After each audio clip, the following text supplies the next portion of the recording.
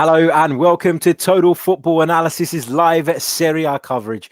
Welcome to the watch-along of AS Roma versus Juventus, coming to you live. I'm in the studio and I'm delighted to be joined via the wonderful World Wide Web by the brilliant Lee Scott. Lee, welcome back to the programme, mate. I think this is our first Serie A game, isn't it?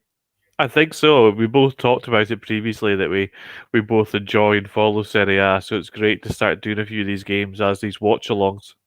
Absolutely. Really looking forward to this one. It's horrible conditions by the looks of things in Rome as the players come out onto the field. We'll run you through the two sides. We'll get Lee's thoughts on those two sides, and then we'll take you through every moment of this game. We'll be bringing you live interaction. So get your comments in, your questions in the live chat. And of course, I've got Lee alongside me, which means expert analysis from one of the very best in the business. Let's start with the home side. We're going to run through the two sides now. In goal for Roma, it's Antonio Mirante, Gianluca Mancini, Roger Ibanez, and Marash Kumbula are the back three, with Davide Santon and Leonardo Spinazzola playing in what we think are going to be wing-back positions. Jordan Veretout and Lorenzo Pellegrini will hold the midfield, with Pedro and Henrik Mkhitaryan providing a supporting cast to Edin Dzeko, who, to some people's surprise, remains a Roma player for the time being. As for the champions Juventus, it's Wojciech Szczesny in goal. It's a back four of Danilo, Leonardo Bonucci, Giorgio Chiellini, and Juan Cuadrado is playing at left back. Dejan Kulusevski is in the side on the right-hand side with Adrian Rabiot, Weston McKennie, and Aaron Ramsey. And then it's Cristiano Ronaldo and Alvaro Morata, we think, leading the line. I look at this Juve side, though, on the screen as we're looking at it, Lee. I'm not necessarily sure that is going to be the shape just based on that personnel, but that's how it's coming up on the official pictures. Anything you want to add on any of those two teams? Anyone you're looking out for in particular? Yeah, I think in terms of Roma, keep an eye out for Marash Kumbula, the Albanian central defender, recently signed from Hellas Verona. He was excellent last week in his last season, in his debut season as a professional when he played for Verona and played very well. A lot of clubs were linked with him and eventually got the move to Roma. Very composed central defender, very powerful, but also very tactically astute. Also interested to see Edin Dzeko, as you mentioned. A lot of people are surprised that he's still at Roma. By all accounts, he was almost a Juventus player last week before the deal fell through. So here now, he could have been facing his ex-team instead of lining up again for Roma. I think you're completely right. I don't think that it's going to be a 4-4-2 for Juventus. I think that we'll see a different kind of tactical setup, if you like. But Morata's likely to play up front as the 9, and it'll be the positioning of Cristiano Ronaldo that's really interesting. Will he play as part of a 2? He tends to play as a striker these days. Or will he play more off the front man, if you like? Aaron Ramsey, of course, is going to be of interest, but keep an eye out for Dejan Kulusevski, the former Atalanta player who was on loan at Parma last season. Very technical player, very good player, and a very exciting attacking talent. When we're seeing it on the TV pictures, courtesy of Premier Sports, Cuadrado looks as though he's playing as a right wing back and Kulusevski a left wing back. That's how they've got it. So it is very different to what we are getting through our feed. But we'll know for certain, won't we, when the game kicks off? The players are going to observe a minute's silence for those who have, of course, been helping in the fight against coronavirus. Italy, one of the worst affected countries. So we're just going to take a moment to reflect.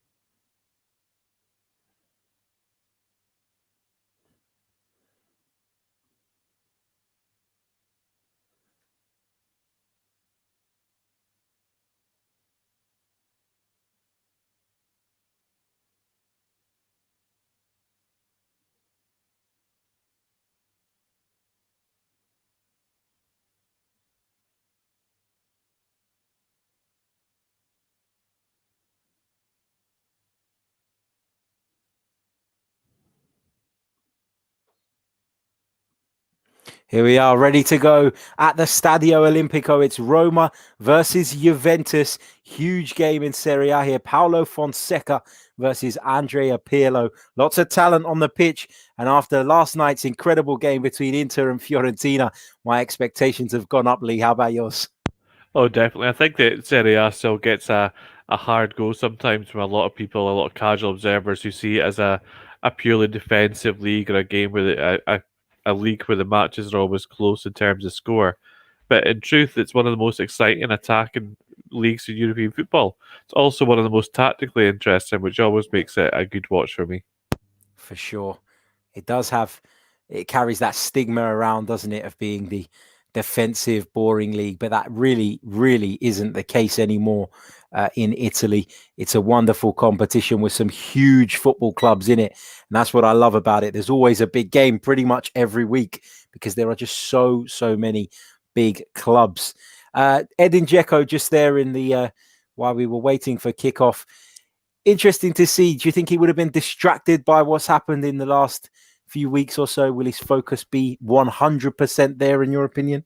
Very hard to tell for sure. I mean, he was linked as well to a move to Inter Milan, as well as Juventus. Juventus were the club who were closest to signing. I mean, he's not somebody who's ever made huge noises about wanting to leave Roma, but I think he would have appreciated the chance to make that move to one of the bigger clubs in Italian football, if you like. Roma at the moment are going through something of a transition phase, so they're looking to rebuild and restock, if you like, before they can challenge properly. And I'm sure a player like Edin Dzeko knows that time is catching up with him. He's coming towards the end of his career, so it can be difficult for players to get their mindset right. For sure. We're just seeing it looks like Cuadrado is playing in the left wing back sort of position for Juventus if that is indeed the formation they've gone with. But he's certainly on the left-hand side, and Kulusevski is on the right at the moment.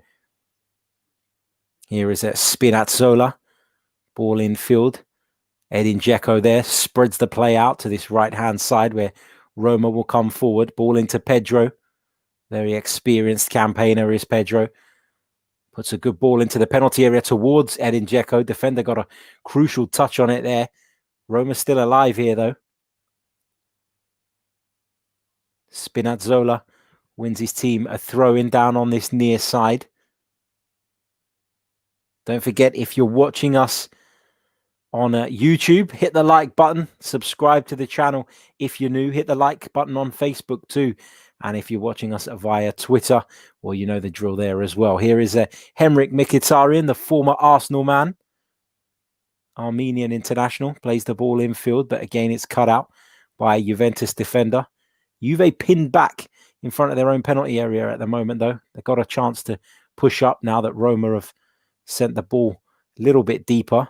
Here is Kumbula. Out to the right where Gianluca Mancini will receive it.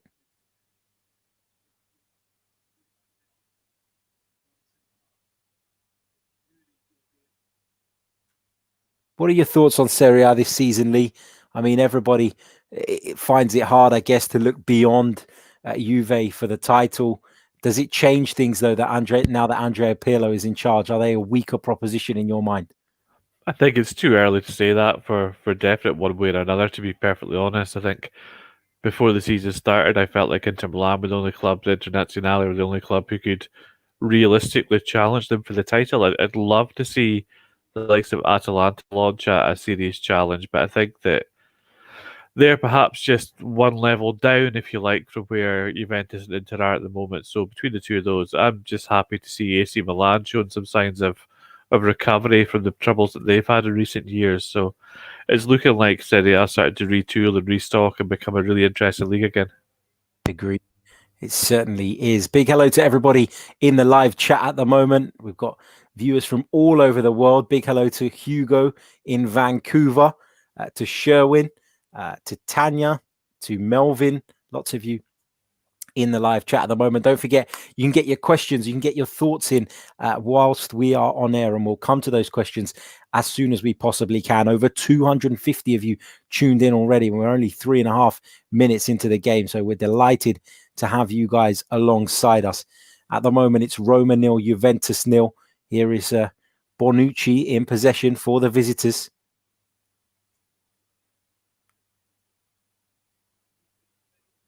Now Kulusevski. I think early signs are that it is going to be Ronaldo Morata up front as a two for Juventus, looking to play off of one another.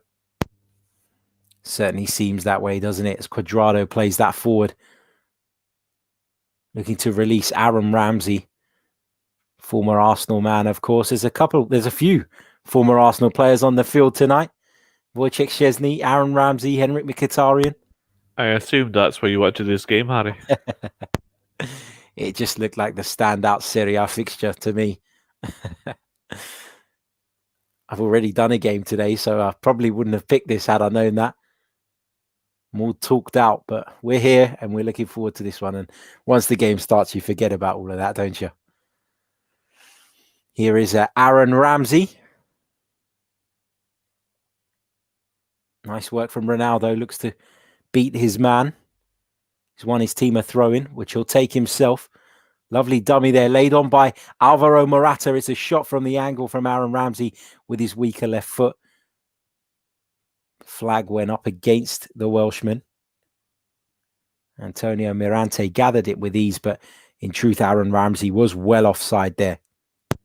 He was. It was well worked, though. And quick thinking from Ronaldo to take that throw, and quick thinking from Aaron Ramsey to make the run up beyond the striker to offer the option for the quick throw in. A nice dummy and a nice move for Juventus. Promising at early stages, at least. Here is Chiellini to Bonucci.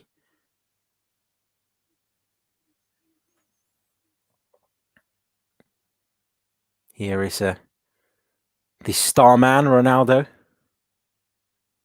Kulusevski. Rabiot.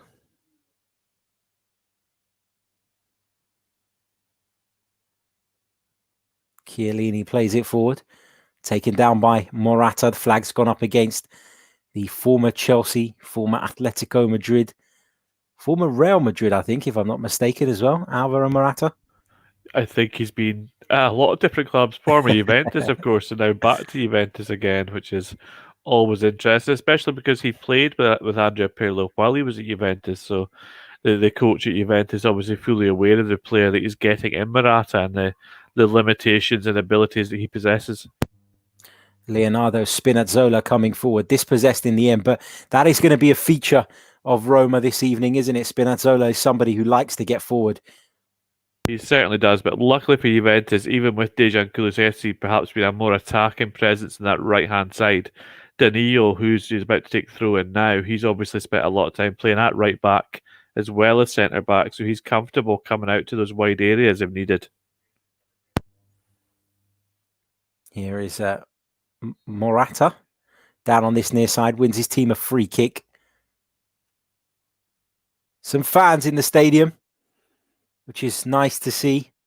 Not a huge number, I've got to be honest, but we've seen a few in the stadiums in Serie A over the past few days, which is really nice to see that things are at least heading back towards something like normal. Of course, here in the UK, we were somewhat rocked by the news that probably not going to be possible to get fans back in the stadiums for a good 6 months, despite plans to get people in from next month. Those plans have gone by the wayside as Ronaldo fires towards goal from the edge of the box. Get used to seeing that. Last week against Sampdoria, Ronaldo had 9 shots across the entire match. I believe that last season he led Serie A with over 5.4 shots per 90 minutes as well. So expect to see him pull the trigger whenever he gets a chance in the final third. And why not? A very talented footballer, one of the best of our time. And he's certainly full of confidence, isn't he? Finally scored a free kick last week as well. He's obviously been known as always fancying himself as a free kick taker without perhaps having the accuracy. But last week, a very good strike against Sampdoria. Here is Morata. Roma win possession back. Here's Pedro. Looking lively in the early stages when he has got on the ball, Pedro. I think Pedro's a very interesting player. Obviously, from a tactical perspective, he gives you so many options, and he's very good in tight spaces. He can run in behind the lines. He can receive in a variety of ways. Somebody I don't actually believe that Chelsea fans wanted to see leave the club, but great to see him get a chance to to test himself in a different league here with Roma. Great to see him not take the sort of easy route and go to one of the so-called retirement leagues, because it would have been easy for him to do that. I'm sure he wouldn't have been short of offers. No, absolutely not. I'm sure that there were offers from the likes of China and Qatar especially. So great to see him actually still playing at this level and still for a very competitive team in Roma. Obviously, Roma are a little bit rocked at the moment because they've lost their best young player, Nicolas Zaniolo, has again suffered a breakdown, another injury. He's had a lot of injuries throughout his career. So they're having to reassess their squad at the moment to kind of rejig their tactical approach as well, because he gives them so much going forward. Roma's cross deflected kindly into the arms of Szczesny, and here come Juve. Quadrado looking for Aaron Ramsey's run, but the pass wasn't quite right. Aaron Ramsey was never going to get on the end of that, despite being a very energetic player. It's good to see Aaron Ramsey starting again this week. Started last week against Sampdoria in Pirlo's first game. He's got that almost free role, if you like, the ability to get up and join the strikers as well as helping out in the midfield in the defensive phase. So a lot on his shoulders this evening. It's one of the good things about Aaron Ramsey as well, is he has that ability to, work back and defend well, but also he does have the energy to get up and down the pitch all the time, and he's always willing to make that run beyond the forward players. He does. He's an intelligent pressing player, which is important. I think that a lot of us, myself included, have read Andrea Pirlo's coaching thesis that all Italian coaches have to produce as part of their badges to become a licensed coach in Serie A. And in it, Pirlo talks about the fact that he wants his team to counter-press and press aggressively. I think that Aaron Ramsey will be key for that for Juventus, sorry. And it's amazing how a changing manager can change a player's fortunes, because he very much was a substitute under Maurizio Sarri, wasn't he? Didn't get as many games as he would have liked. Just pause that for a moment, because Roma are coming flooding forward. It's Henrik Mkhitaryan. Brilliant from Mkhitaryan, and he's denied by Wojciech Szczesny. Wonderful stuff from the Armenian. He just glided past those Juventus defenders, but couldn't find the finish. Big chance for Roma after 11 minutes. Huge chance, and that's something that's often been a knock on Mkhitaryan.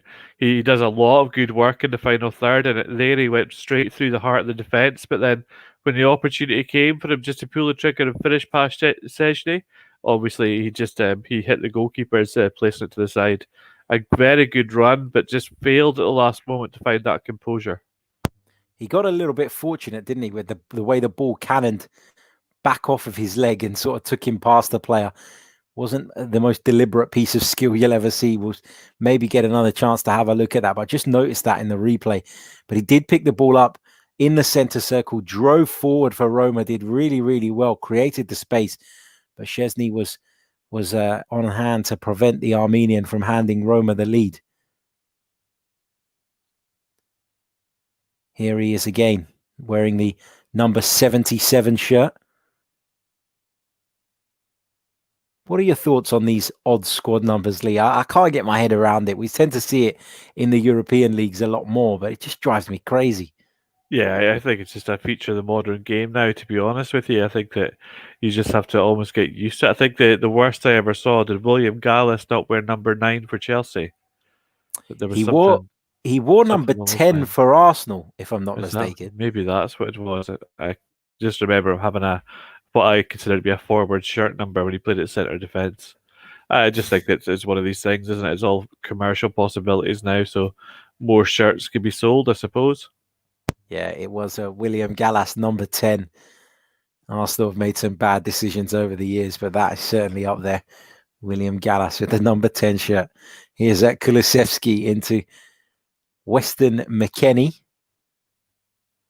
It's come across, of course, from the Bundesliga. We covered a couple of games towards the back end of last season, didn't we, where Weston McKennie was involved. A decent player. Is this his level, would you say? Is he good enough to hold down a place in the Juventus side throughout an entire season? I think there was an element of surprise when McKennie made the move to Juventus, to be perfectly honest. I think that he was very promising at Schalke, there's no doubt about that. He's very combative. He's a box-to-box midfielder in the modern sense, but a lot of people felt as though perhaps the tactical game in Serie A would bypass him. But it has to be said that last week, and it's a small sample size, but he really impressed people last week with his ability to perform different roles. He played wing back at one point for Juventus last weekend. So I think his versatility may be a huge benefit to Andrea Pirlo this season. And we'll have to see how things go for Weston McKennie in Italy. But you're right, I was surprised. Yeah, you can see him here. He's willing to take the ball from the centre halves. He's willing to be the ball progressor as well. So certainly not short on confidence. He seems to be already functioning as a fulcrum for the Juventus side, which is a great sign. Here is that Quadrado on the left. Now Chiellini. There's a few of you in the live chat asking for a link to the game. Unfortunately, we don't have licenses to be sharing out links to games and things like that. The game is being televised in the UK on Premier Sports 1. But this is a watch-along. As Rabiot plays it into Morata, just caught there by the Roma man. He goes down. Alvaro Morata is back up on his feet immediately, but there's no doubt about it. It was certainly a free kick. Definitely. I think that Roma have been quite aggressive so far and looking to shut down those passes into the Juventus front players. I think that they're looking to press aggressively when the ball travels to that area. And Gianluca Mancini especially is a defender who's very capable of winning one-on-one defensive duels like that. Just seeing replays of that Mkhitaryan chance. I'm not sure what he tried to do. Did he try to go under the body of Wojciech Szczesny there? Certainly looks that way. I think he was looking to go across the opposite side to the way that Szczesny was moving. It just so happened that the ball caught on Szczesny and that was enough to block the shot. Juve have a free kick now and an opportunity to get the ball into the penalty area. Kulusevski will deliver it left-footed. It's met by the head of Morata, but it's high and it's not troubling Antonio Mirante in the Roma goal. 16 minutes gone here at the Olimpico. It remains Roma 0, Juventus 0. I have to say, I haven't been that impressed by Juventus so far. You can see the high line, the high press now, but they aren't doing so in a very coherent manner. They're allowing Roma to play through them too easily.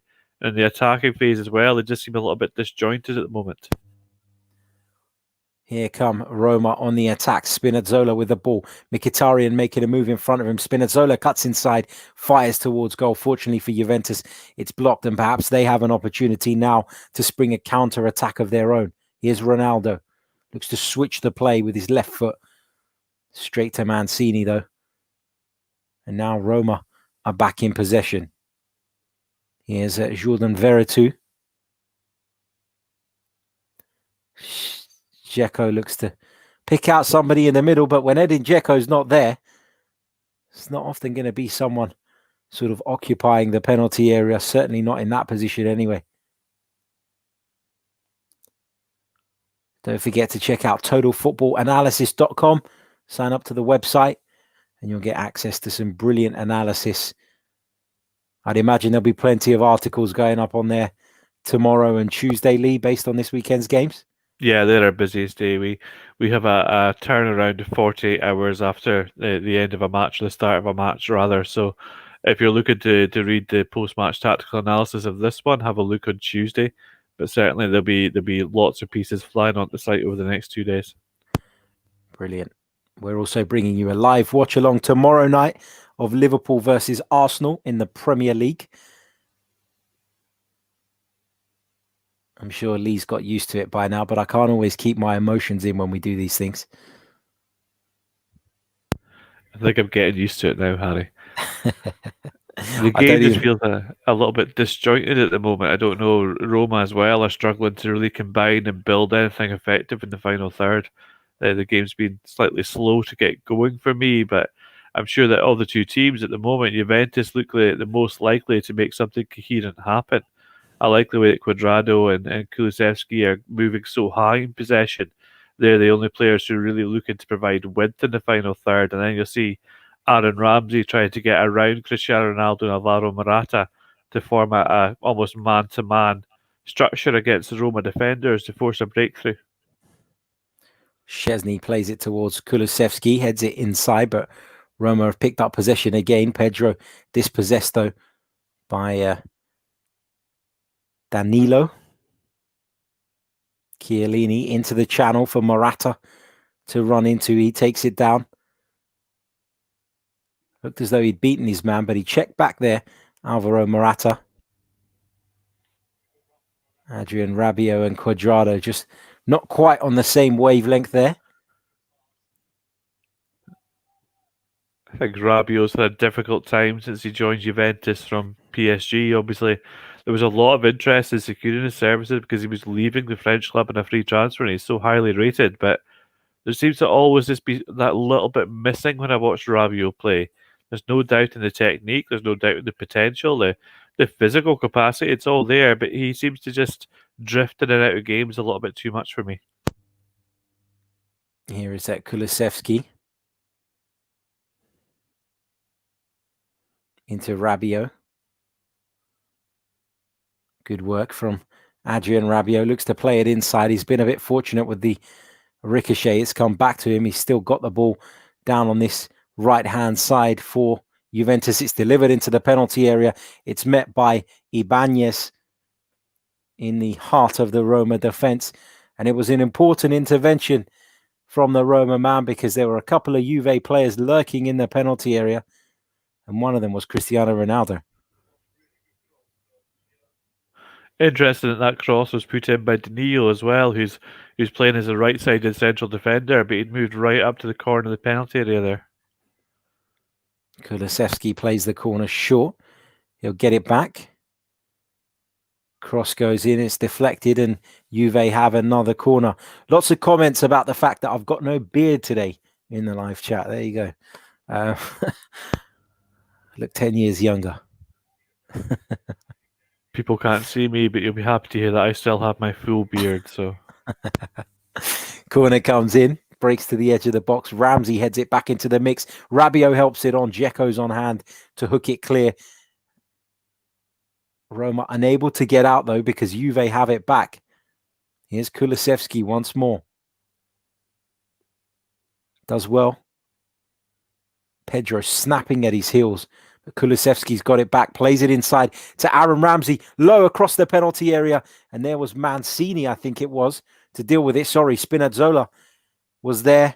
Got across, dealt with the situation. Concedes another corner. A little bit of sustained pressure from Juventus in this last couple of minutes. There were, and some great footwork as well from Kulusevski in the wide area. That little flick to bypass the defender and find Aaron Ramsey just made all that possible. That's what Kulusevski gives this Juventus team, a little bit of imagination in the wide area. Ball is still in the mix there. Chance may fall to Cristiano Ronaldo, but Roger Ibanez was on hand again.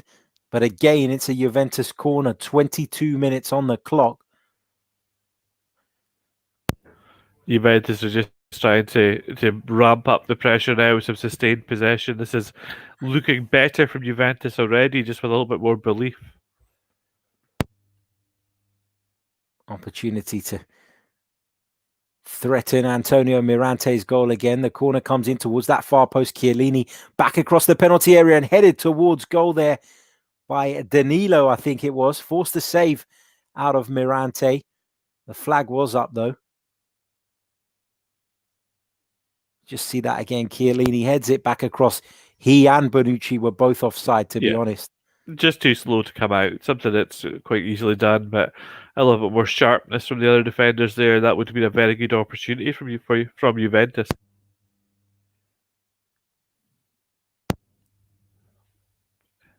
Roma take the goal kick short. Again, they just played straight out of the press, though. Yeah, they've done well to get up the field. Here's Mkhitaryan into Dzeko. He's caught there. I think it was by Aaron Ramsey. It's going to be a Roma free kick. Just too sharp there. Dzeko takes a touch, looks to backheel it, and there was Aaron Ramsey snapping at his heels. He's caught Dzeko, and Roma have a free kick. They've taken it short. They've taken it quickly. Mkhitaryan to Spinazzola on this left-hand side for Roma. Goes beyond Danilo, but just can't keep that in. The touch was a little bit heavy. But you don't want to leave Spinazzola isolating players like that, do you? Because he has got the ability to beat them. Definitely, he's got excellent pace, good trickery. You saw there the step over before he then went 1-on-1. I think that his issues are more in the defensive phase, to be perfectly honest. But going forward for Roma, he's a real outlet on this left hand side. At the moment, Juventus are still trying to press Roma. They're trying to harry them and block passing lanes. But so far, Roma are playing through that press so easily, and that Juventus are going to have to be extremely careful, or eventually they will be caught. It almost feels like a half-hearted press, doesn't it? And that seems to be the problem.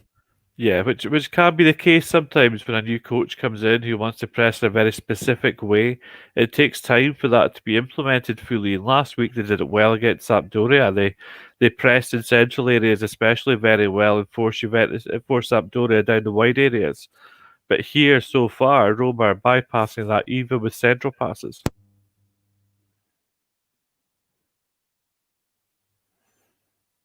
Here's Szczesny on the edge of his penalty area, joining in as though he's a centre-half. Yep, this is the other thing that you'll see in Andrea Pirlo's thesis. If you give it a read, he wants the goalkeeper to be very, very involved in the ball progression, the build-up play. Well, confidence is not something that Wojciech Szczesny's ever been short of, to be honest. Not. Did you ever think he'd end up at Juventus, Harry? I actually really liked him at Arsenal. There was, he made the odd mistake, but he was young. He was still finding himself as a goalkeeper, still developing. But I always thought his ceiling was very, very high. I was actually one of the people that was really disappointed when he was sold, because of course he had a spell at Roma on loan where he performed pretty well, and then of course he was sold to Juventus. So I was one of those who was disappointed. But he's somebody who has divided the opinion amongst the Arsenal fans over the years. There are some that thought he was just a disaster waiting to happen, more interested in social media and various other things as opposed to developing his game. But the fact he is at Juventus tells you about how good he's been during his time in Italy. And the fact that he's been the sustained Juventus #1 now for a few seasons. He's not something that they're looking to do in terms of replacement. So obviously they're happy with his abilities in goal. That's right. Fantastic shot stopper. Always has been, to be honest. Rabiot just holding off the challenge of Jordan Veretout there. Veretout a little bit over exuberant in his attempts to win possession back for Roma. That's what you call an aggressive press. A little bit too aggressive, though. It certainly is. Veretou's quite an interesting player. He's a very good ball player, a very good ball progressor, but he is extremely aggressive out of possession as well, which some coaches linked with a move to the Premier League last summer quite heavily as well, Jordan Veretout. Has he not already been in the Premier League with Aston Villa? I'm not sure, if I'm honest with you. Let's have a quick look. He may have done. I know when he was at Fiorentina in particular, there was quite a strong He started link. at Nantes, I think, in France, and I think he may have moved to Aston Villa.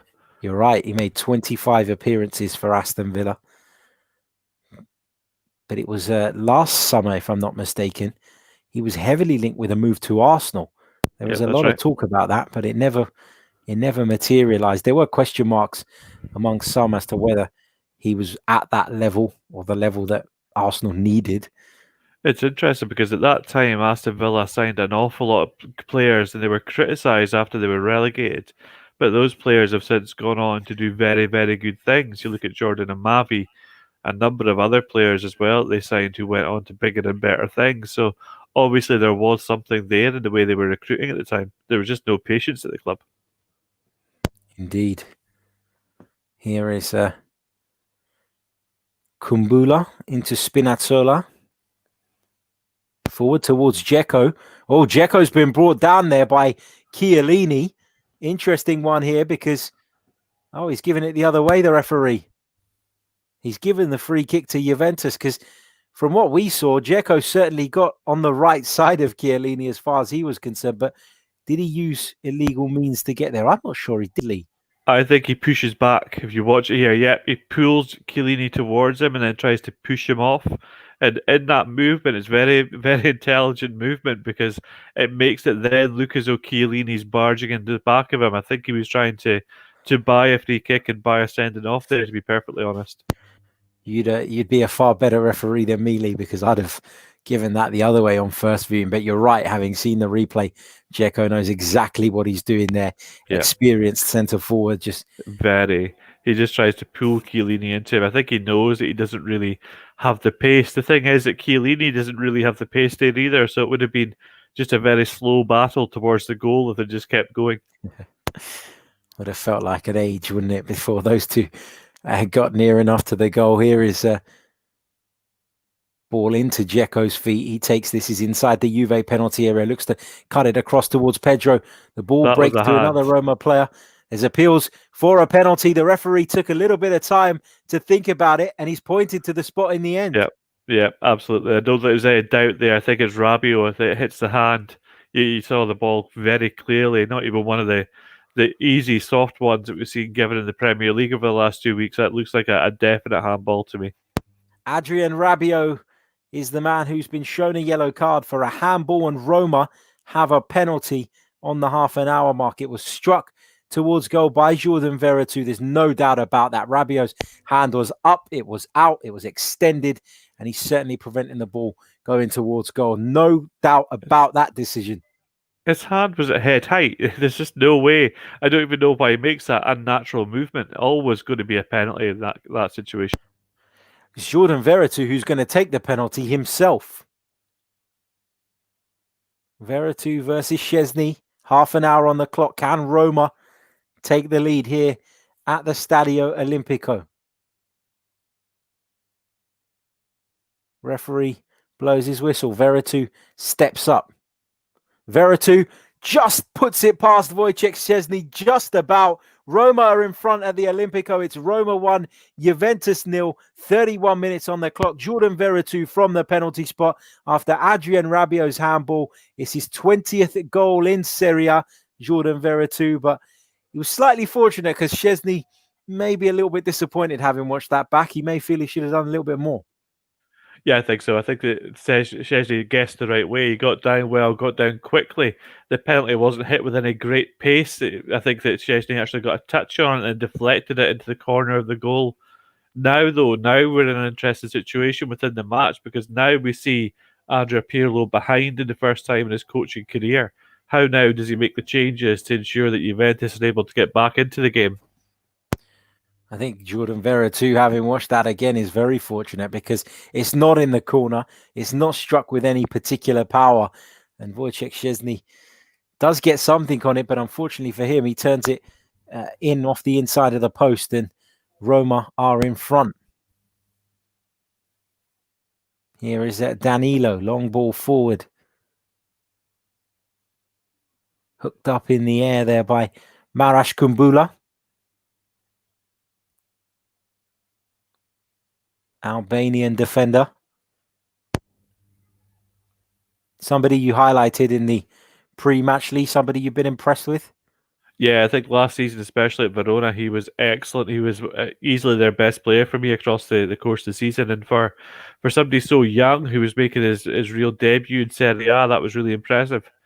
I knew he would get a big move. There's a lot of links to clubs outside of Italy, including the Premier League and the Bundesliga. But good to see that he's landed at a club like Roma who give young players chances. Here is Kulusevski as Juventus look to rectify the scoreline. Ronaldo delivers it right-footed. Oh, almost turned in there at the near post by Aaron Ramsey. He did brilliantly to get in front of his man. He thinks it should be a corner. Ronaldo just shifts the ball onto his right foot. It's a wonderful delivery. Ramsey just gets in between the two Roma defenders, making one of his trademark late runs. It looked as though it did come off the defender to me, Lee. What was your take on it? Yeah, potentially. I think it's really interesting, though, that you saw the cross come in from Ronaldo. That's not a position where we're that accustomed to seeing him these days. Great technique in the cross. It almost looked as if Aaron Ramsey misjudged the flight of the ball slightly. Whether the ball came off him, then off a defender, or just off his knees, I'm not entirely sure. Interestingly, the VAR was looking at that incident between Dzeko and Chiellini a little bit earlier on. They did have a look at that. Yeah, I think the referee got it right, though, to be fair. He did. He did indeed. I didn't think so on first viewing, but having watched the replay, you're absolutely right. It is Dzeko who sort of initiates the contact. Here is that Cuadrado. Apologies, that was Weston McKennie. Just laid it back to Wojciech Szczesny there. It's Roma 1, Juventus 0, 34 minutes gone. Jordan Veretout, having won the penalty, then dispatched it. Roma have been really aggressive in this kind of area, haven't they? In the middle of the park. They've sort of been buzzing around the Juventus players when they get in possession, making life really, really difficult. Yeah, and that's especially interesting because last week, this was the way Juventus were able to break through. That Kulusevski played centrally for them last week against Sampdoria, and he got a lot of joy for Juventus throughout the game. Now you're seeing Roma look to close down those areas and almost force Juventus to play out to the wide spaces. But Juventus just seem to be not struggling. They just seem to be a little bit slow to progress the ball or to find connections further up the field. And I do wonder because when Juventus, or we've just seen a first yellow card, second yellow card, sorry, of course, Rabiot picked one up for the handball. It's Marash Kumbula who's been shown it. But I just wonder if Juventus are a little bit too narrow, given that they've got Kulusevski seemingly playing from the right when he's so clearly left-footed. And then Aaron Ramsey's taking up a position on the left, isn't he, quite often when they're out of position? But his natural instinct is also to drift inside. Just feels a little bit narrow from Juventus. We haven't seen Cuadrado, for example, get forward as much as Juve would have probably liked in these early stages. No, we certainly haven't. And it looks like a almost a hybrid system for Juventus tonight. They're 4-4-2 out of possession with Kulusevski on the right of the midfield and Aaron Ramsey shuffling over at the left of the midfield, and then in possession we're seeing that merge slightly so it becomes a 3 at the back with Danilo with license to get forward, then Cuadrado pushing Ramsey back inside, if you like. So there seems to be an awful lot happening at the moment for Juventus, and whether the players are fully coherent in the tactical structure, because these things take time to bed in. I think that Pirlo has a very definite way that he wants to play, and that does involve a lot of narrow attacks. He wants his players and his teams to connect and break through in central areas, but to do so, your passing and your ball progressions have to be really clean, and they haven't been so far. Here is Danilo now into Alvaro Morata. Just came deep there. Here's Kulusevski, forced back. Here's Rabiot, infield to Weston McKennie, takes a touch, thinks about trying something a little more ambitious. Instead, just lays it off for Rabiot. Here is Bonucci. You can see him crying out for options, and there's just not much movement ahead of him at the moment in this Juventus side. No, and last week it was Bonucci who was playing the diagonals out to the left-hand side to where the left wing-back on the day, I think it was Pregolo, was playing in the role that Cuadrado has today, and he was free a lot against Sampdoria. But here, even when he got the ball there, you could see there wasn't a lot of space in the wide areas because of the way that Roma are set up defensively.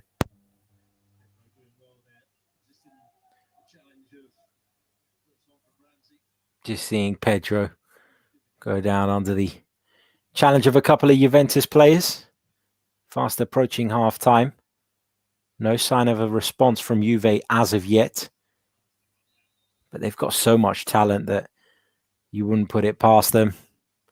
Not just talent on the pitch as well. When you look at the substitutes bench, the likes of Paulo Dybala, they've got so much talent in this squad, haven't they? And it's no wonder they've dominated the division for so many years.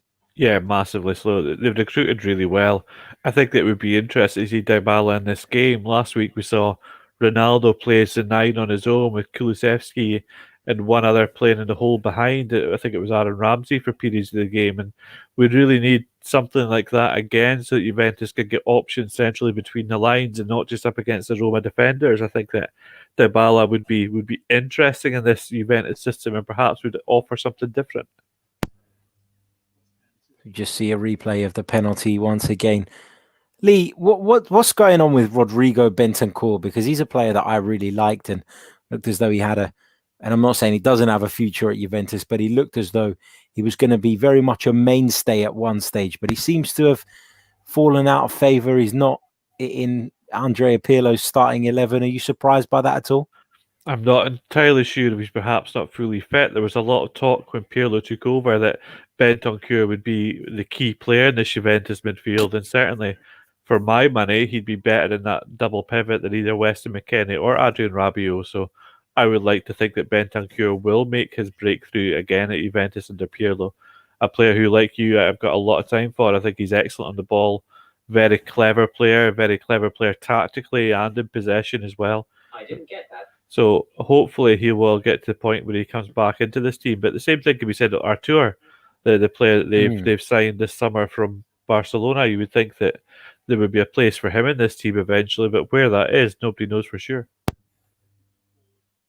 It is early days, and teams have suffered this season from the lack of a pre-season because, of course, the league's continued late and things have just been all over the place in terms of their calendars. And I think, we are, despite the European seasons being back underway, we're not quite at peak level with a lot of teams yet, and there are a lot of players still not quite up to top fitness. So we'll have to see how things develop. But you're right, they are two players that you would expect to have a significant role in this Juve side going forward.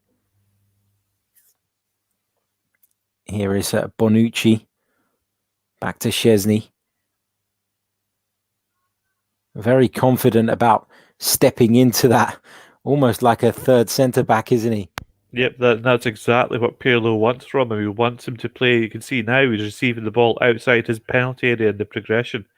But for me, Weston McKennie and Adrian Rabiot are both far too deep in that moment. When the goalkeeper is active like that, one of those two midfielders has to take up a higher line to help the ball progress cleanly. They're not doing so. Here is Chiellini in possession. Weston McKennie coming deep to receive the ball. Finds Rabiot. Back to McKennie. Ronaldo helps it on. Morata and Ramsey, I think, just got in each other's way slightly. Here's Morata. Lays it off to McKennie. Looks for Cuadrado on the left-hand side, but it was a poor ball. Roma have given it away cheaply now, and Juve come forward. Here's Kulusevski, crosses with his right foot this time. Cut out at the near post by Marash Kumbula.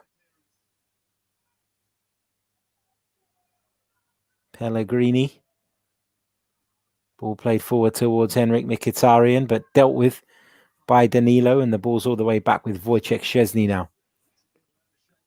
You can see now, look at the midfielders on a different line. You can see Weston McKennie was ahead of Rabiot there. That's better from Juventus. That gives you more depth when you're looking to build the ball up.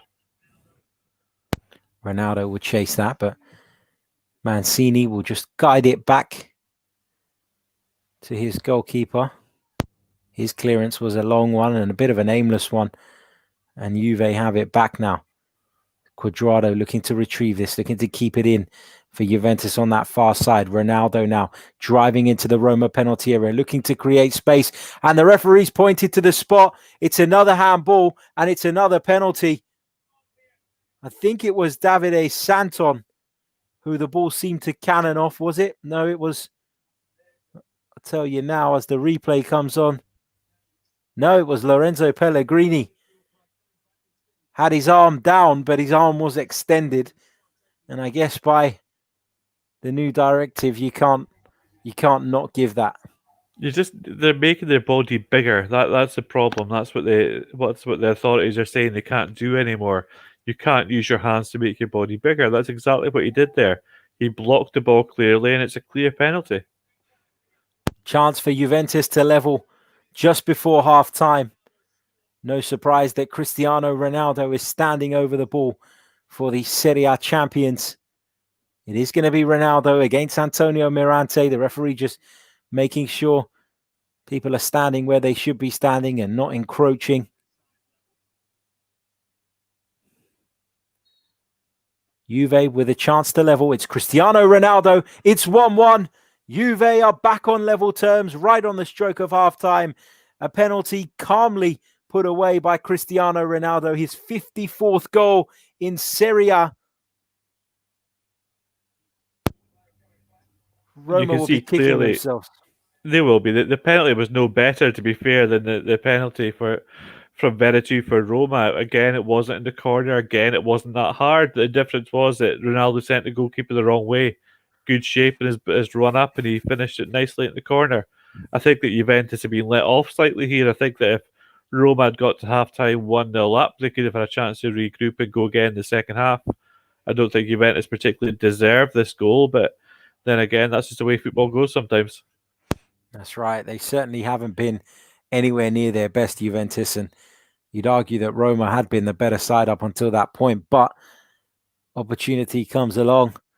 Ronaldo doesn't often pass those up, and he's made sure that the teams are probably going to go in at half-time level now. Juve might even have an opportunity here to get their noses in front as Kulusevski runs to the other side of the pitch to take this free kick. He's going to deliver it left-footed into the penalty area, right on the stroke of half-time. Just a minute added on, despite there being 2 penalties. Dejan Kulusevski puts it into the box, left-footed. Strange delivery that. It was almost a driven cross there from Kulusevski. Roma looking to break here. They've certainly got plenty of men forward. Here's Henrik Mkhitaryan. Can he pick out a teammate in the middle? He can. And Roma are back in front. It's brilliant stuff from Paulo Fonseca's side. And guess who? It's Jordan Veretout again. And that was a great finish, a great break from Roma there. You saw that the opportunity came from that poor delivery from Dejan Kulusevski's free kick. Roma broke very quickly, as they have been. The ball was released out to the left-hand side. Weston McKennie was trying to work across to close down the cross, close down the passing angle, but he wasn't quick enough. A very calm and composed layoff in the centre of the pitch. You've got to say, Veretout takes this very well. One touch with the right foot to take the angle away from the goalkeeper, and then finish underneath the goalkeeper with the left foot. A great finish. It is a great finish. It's good work from Mkhitaryan as well. But Roma breaking, I mean, they had 3-on-1 at one stage. Just so naive from Juventus right on half-time as well. Caught out from Dejan Kulusevski's poor delivery. And just seeing the replay here, Veretout does well because the ball almost flicks up a little bit, doesn't it, after he takes that touch, making the finish a potentially slightly more difficult one. Roma will be delighted to have restored their lead so soon after conceding that equalizer, because had they gone in on level terms, they would have no doubt been a little bit disappointed. Absolutely. I think we just talked about the fact that Juventus were perhaps lucky to be back on level terms. So there's a degree of justice, I think, in the way the first half's gone, that it's going to be 2-1 at half-time to Roma. Back underway. 47 minutes on the clock now. Expecting the half-time whistle any minute. There it is. It is half-time at the Stadio Olimpico. It's Roma 2, Juventus 1. Jordan Veretout opened the scoring from the penalty spot after Adrien Rabiot's handball, but Ronaldo levelled things after Roma gave away a handball of their own and a penalty of their own. Cristiano Ronaldo was never going to miss from the spot, though.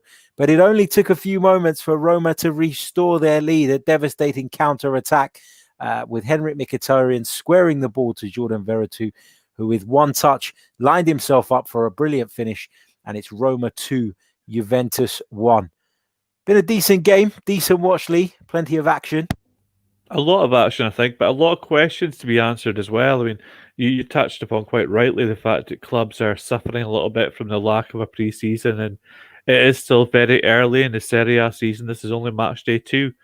You can see the issues that both sides have. I mean, Juventus, I think, really need to solve their issue with ball progression. They need to find a way to get the central midfielders into a more advanced position to almost bridge that gap between them and the two strikers at the moment. There seems to be a huge gap and a lack of focus on how to get the ball into the spaces in front of Morata and Ronaldo without having to have them come deep to try and get the ball, and thus allowing Roma to push up higher and negate the space.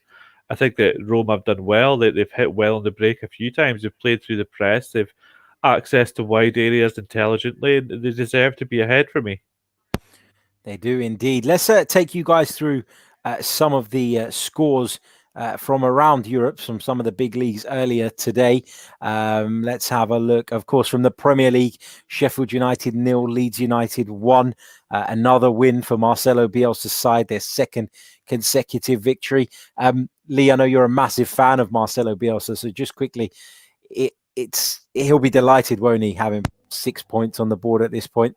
I think so. I think that when he sat down and looked at the fixtures, you could always expect to struggle in that first match day away to Liverpool, away to the champions at Anfield. But since then, they've shown their ability to score goals. Obviously, against Fulham, yes, they conceded 3, but they scored 4. And today was the first real, I think, genuine test for Bielsa and Leeds, because Sheffield United are a very well organised side. Great to see Patrick Bamford again making a difference for them, though. Indeed. Moving on, Tottenham Hotspur 1, Newcastle United 1. There was a late penalty at the Tottenham Hotspur Stadium. Now, Lee, it wasn't the first dodgy penalty that we saw given this weekend. I mean, I'm completely baffled by this new handball rule. We've seen 2 penalties in this game given for handball. These ones, you can have no complaints about. I think they were both penalties. But in the Premier League in particular this weekend, we've seen some shocking decisions. What do you make of the new rule, the new directive, and is it spoiling football for you? I think spoiling football is perhaps taking it a step too far. I think that we quite often see these changes to the rules that are made with perhaps the best of intentions and then have unintended consequences. And the consequence is that there are far more penalties being given, and perhaps those handballs, if you like, or those situations would not have resulted in a penalty otherwise. I think that if there's no way that a player can get his hand out of the way of the ball, it should not be a penalty kick. Tonight, you're absolutely right. There've been 2 penalties for handball, but in both cases, the players' hands were away from their body in positions that they blocked the flight of the ball. But if you just can't get your hand out of the way of the ball, then surely there needs to be some leeway and leniency involved. It's just crazy. I mean, some of the decisions that we've seen over the last few days are just, they're mystifying. And the problem is, Roy Hodgson had a little bit of a moan about it, didn't he, in his press conference, or his interview, I should say.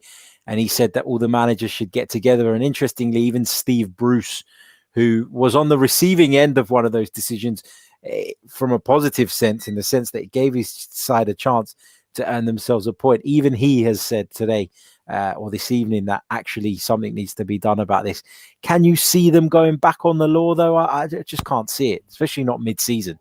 I can. I think that we've seen this instances before where the rulings have been too stringent or too strong one way rather than another, and they will look at it mid-season and make adjustments if they need to, but they'll have to be very clear in doing so.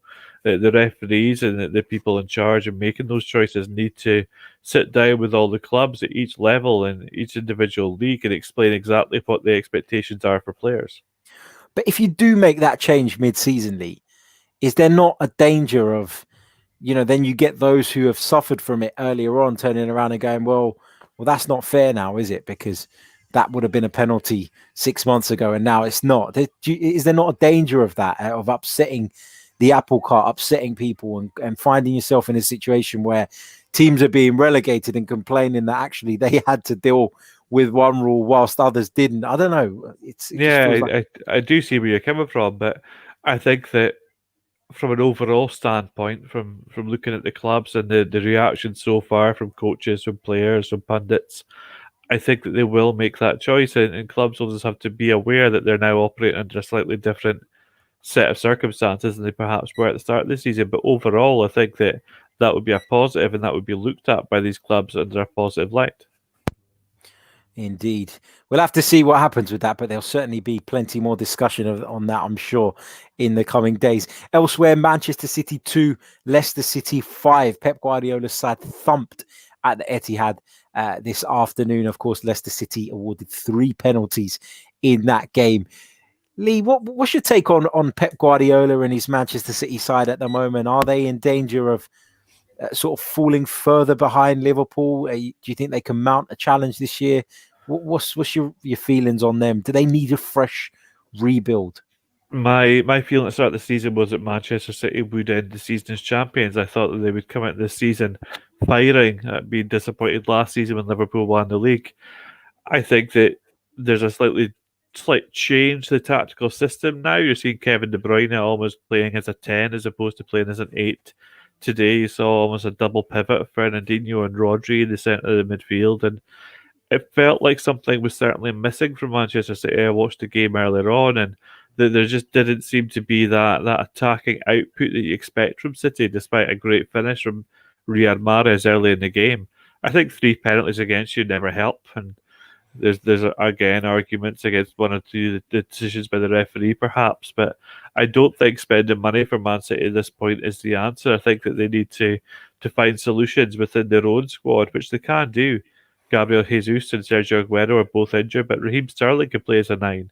You could play Phil Foden as a false 9. You could play Bernardo Silva as a false 9. There are options there for Pep Guardiola. I think at the moment they came up against an Aston Villa, a Leicester City side who just were very, very efficient. Jamie Vardy's goals to touches ratio today was incredible. I think that it was just one of those games, to be honest. Yeah. They'll be really disappointed with the way that one went, but it is early days in the season. It's still a little bit premature, isn't it, to be saying that City are finished, Pep Guardiola's finished? Because I've read a lot of that in the last couple of hours, and I just think it's a little bit of an overreaction. It's not every week you're going to concede 3 penalties, is it, and see a wonderful goal like James Maddison's, for example. So, yeah, it is a bit of a concern for Manchester City, but I wouldn't be going OTT on that just yet. Also in the Premier League this evening, it is currently West Ham United 3, Wolverhampton Wanderers 0. I don't think anybody saw that coming. And then David Moyes, of course, is managing the game from home because he has tested positive for the coronavirus. Are we seeing David Moyes' absence benefiting West Ham this evening, Lee? Potentially, you never know exactly how it's working. Like you, I don't think I saw this scoreline coming. I think that Wolves had made a positive start to the season before this, and West Ham have looked slightly disjointed for me. But West Ham are a team who have undoubted quality, so they can pull off results like this from time to time. I think they struggle more with consistency, to be perfectly honest. Indeed, they do. Let's go over to the Serie A results from this weekend. We'll have a quick look through those. I'll just take you through those games so you're aware of the full picture from this weekend. So, of course, it was Torino 2, Atalanta 4, Cagliari 0, Lazio 2, Sampdoria 2, Benevento 3, and Inter, they overcame Fiorentina 4-3 at the San Siro. That concludes Saturday's fixtures, but that was some game, wasn't it, at the San Siro between Inter and Fiorentina?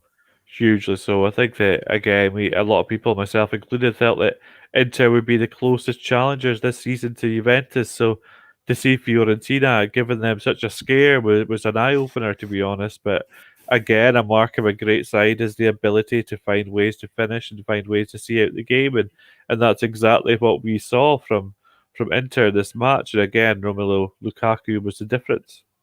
Yeah, he was excellent yesterday. Romelu Lukaku, a massive win, as you said, for Inter, because there was a feeling last season, wasn't there, that they would have the tools to challenge Juventus all the way. I know they finished very close to them in the end, but the title race was already, I guess, done and dusted, wasn't it, when Inter started closing the gap? It just, I don't know, there's something about Inter still that doesn't fully convince me, and I can't put my finger on what it is. I rate Antonio Conte. I think he's a great coach, but there's just something there that doesn't sit right with me. Perhaps he'll have a slight advantage this year, given that he is far more experienced than someone like Andrea Pirlo, for example. But I still look at Juventus's team and feel like I'd rather have that one than the Inter one. Yeah, there's an awful lot of talent within the Inter side, as you said. I think that the front two of Lukaku and his strike partner Martinez, have just a mind blank on his name there, the Argentinian forward. I think the two of them together are fantastic. I think there's interesting players in the midfield. I really like Nico Barella, who they signed from Cagliari. I like Stefano Sensi. 2 Italian players, Gagliardini as well, and they've just signed Artur Vidal as well. I think that the wing-back positions are perhaps more of a question when you still have Ashley Young in there, of course, and enjoying an Indian summer somewhat in Serie A at the moment, the tail end of his career.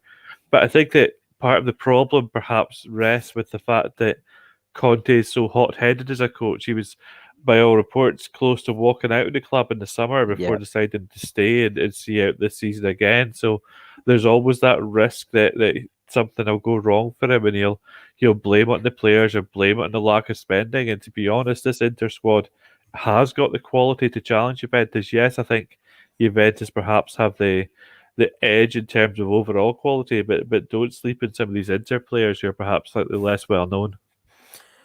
Of course, in today's games, it was Spezia 1, Sassuolo 4, Hellas Verona 1, Udinese 0, Crotone 0, Milan 2. You spoke about signs from Milan earlier on, Lee, and there are real signs, aren't there, that they're back on the up again? Hugely so. I think that they were very impressive again in their win today. A penalty from Frank Kessie, who I really rate in the midfield. I think that in terms of a double pivot in the midfield, Frank Kessie and Ismail Benacer is very difficult to beat. Benacer is obviously another ex-Arsenal player, which I'm sure you'll love, Harry, given the fact that they let him go for the price that they did, the quality he apparently has in the ball.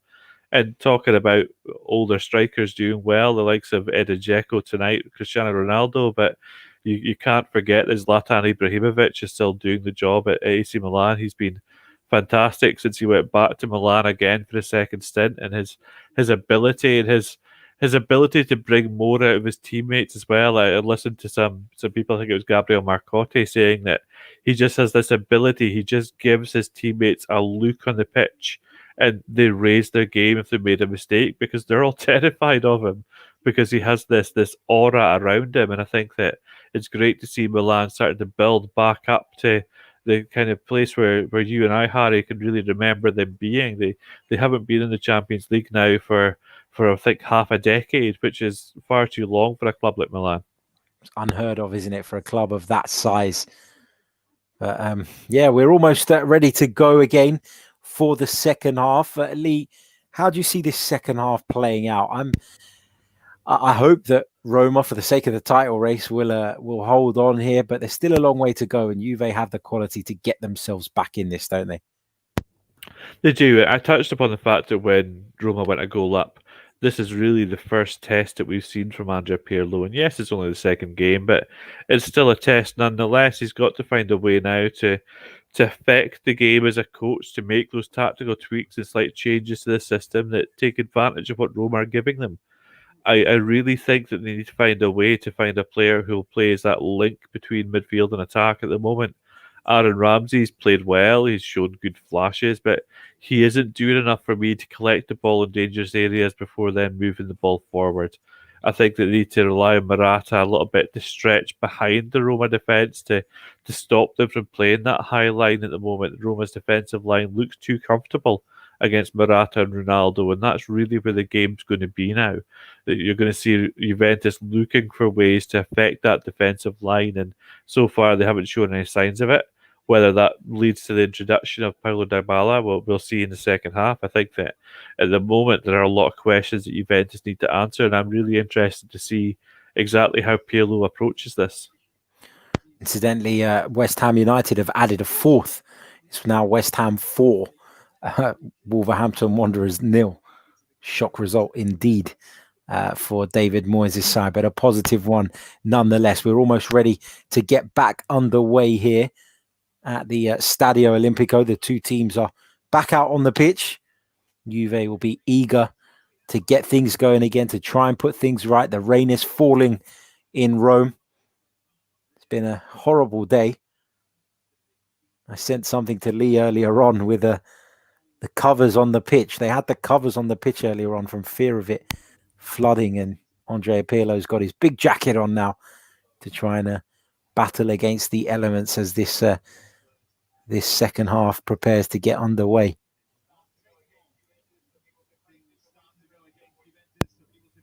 Can Alvaro Morata, Cristiano Ronaldo, Aaron Ramsey and co find a way back into this game? Find an equalizer? Ramsey in discussions with the referee as they await Roma. Not sure if it's part of the COVID protocol where the two teams are coming out separately. I'm sure it is. I think it is if the tunnel and the changing rooms are close to one another, they take turns coming out. Either that Yeah. or just some mind games from Roma to be slightly delayed coming out and leaving Juventus in the rain waiting for them. Well, that was the case when the two teams came out at the start of the match, and that's why I'm assuming it is part of the protocol.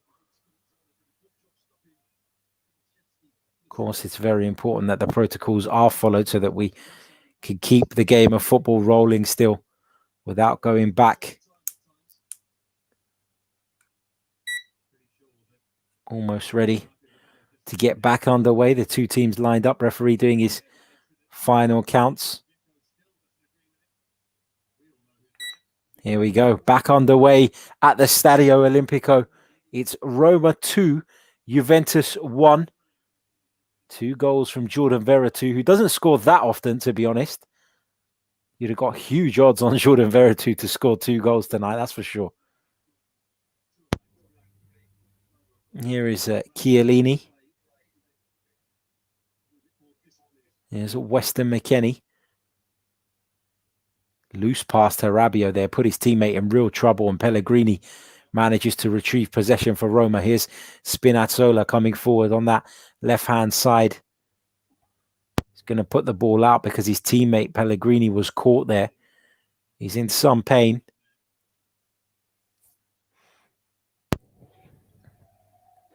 That was just symptomatic of the same thing that we were talking about with the Juventus midfield, that Rabiot and McKennie just they're too close to one another, they're too close in the same line in possession. One or the other needs to make a move forward 5-10 yards just to open up space to allow the ball to move into the final third easier. It has been a constant feature of Juve's game tonight. It has been a problem, and we've seen them pressed really, really well, haven't we? As we just saw in that incident a minute or so ago. Cuadrado switches the play. Here's Ronaldo into Kulusevski. Danilo will deliver into the box. Nice touch from Aaron Ramsey. Hooked away, though, by the Roma defenders, and they'll bring the ball out. They're looking to mount another counter-attack. Of course, very successful with their last counter-attack in this game. It's the difference between the two sides. They definitely were. Interesting again there, though, that it was Danilo who put the cross in for Juventus to find Aaron Ramsey. Again, playing as the right-sided central defender when Juventus are in possession. But because Roma only have one striker in Dzeko, they're obviously comfortable allowing Danilo to progress forward and get into really good areas to make those crosses. Quickly just share with you guys that are joining us late the starting lineups, because I can see a few of you have just joined us now. Antonio Mirante is in goal for Roma. Hold on, we'll just pause that as the Giallorossi come forward. Now Juve looking to mount an attack of their own. Kulusevski just gliding past players. Doing really, really well here. Dejan Kulusevski into Ronaldo. Not the greatest touch from Ronaldo, but he still managed to keep hold of possession. Here's Cuadrado. Into Ronaldo's feet. Back to Cuadrado. Now Rabiot. Chiellini, Juve forced all the way back. We'll just quickly run through the two sides. Antonio Mirante in goal for Roma. It's Gianluca Mancini, Roger Ibanez, Marash Kumbula, Davide Santon, Leonardo Spinazzola, Jordan Veretout, Lorenzo Pellegrini, Pedro Rodriguez, Henrik Mkhitaryan, Edin Dzeko. For Juve, it's Szczesny, Danilo, Bonucci, Chiellini, Kulusevski, Cuadrado, McKennie, Rabiot, Ramsey, Morata, and Ronaldo.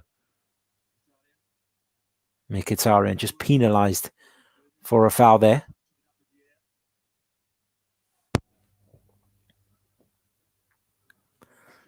Don't think he can have any complaints. No, it certainly can't. That's already better. You can see McKennie moving forward away from Rabiot in possession, just giving Juventus another option further forward. That's better from the midfield. Here is Pedro.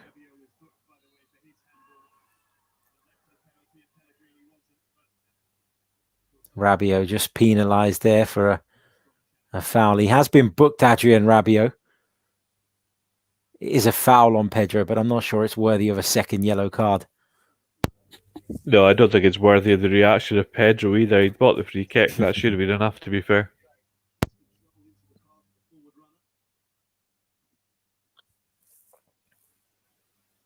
Just awaiting this free kick to be taken.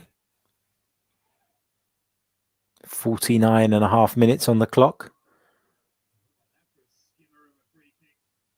Here come Roma once again. Spinazzola tried to pick out Mkhitaryan, but he's won his team a corner. Just pretty good going. That was a great free kick to find Spinazzola wide.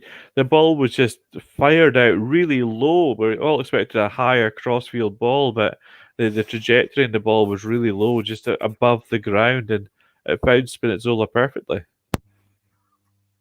Opportunity for Roma to threaten once more. The corner's taken short. They just changed the angle and it's fired towards goal. It's a really, really good effort. Wojciech Szczesny scrambling back, having to turn it over his crossbar.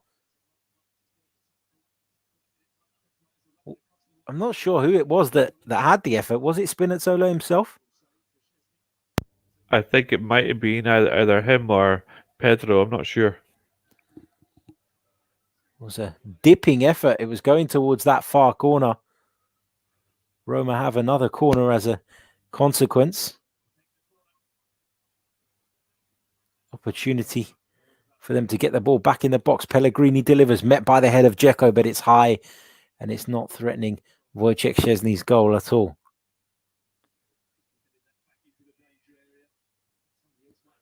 Such a dominant force in the air is Edin Dzeko.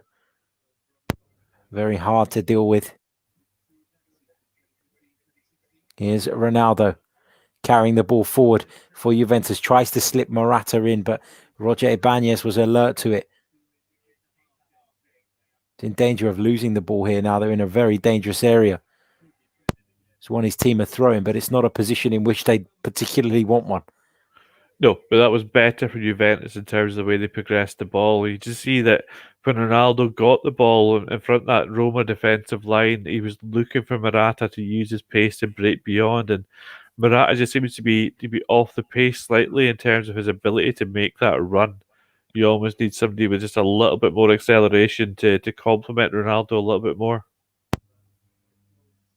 Don't forget, as we said earlier on, tomorrow night we'll be bringing you a live watch-along of Arsenal's trip to Anfield, where they'll take on Jurgen Klopp's Premier League champions. It'll be myself, Lee, and we'll have a third man with Cam Megan joining us as a second analyst. So really, really looking forward to that. Should be a good one, and a game we can hopefully see Mikel Arteta's side come out on top of. Here is Davide Santon, now Mkhitaryan. Important footing from Aaron Ramsey. Former teammates, of course. Here's Cuadrado, infield to Rabiot. But again, Weston McKennie's square, isn't he? He's too close to him, Lee. Yep, just they're about 5 yards apart, which is great. Out of possession, you want that solidity, but in possession, they need to be making efforts to create separation. Looks a bit better now. Here is Weston McKennie. Now Rabiot to Cuadrado. Obviously right-footed, always looking to cut inside. It's quite a bit of imbalance with that, isn't there, in this Juve side? There's a lot of players playing on the wrong side, and whilst it can be effective in some instances, it does disrupt the flow of the game at times, I think.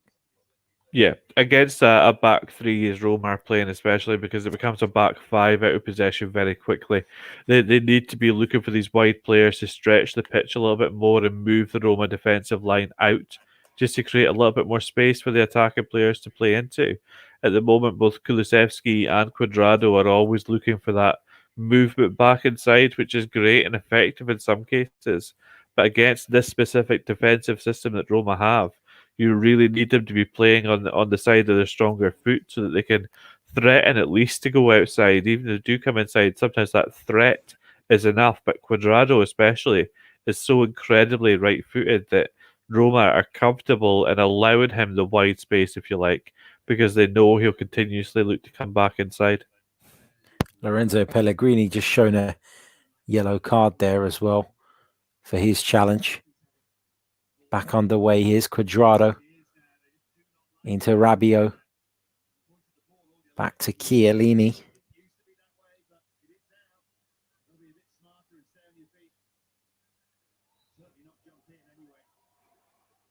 Another foul. This time Bonucci's the victim. Dzeko goes to help him up.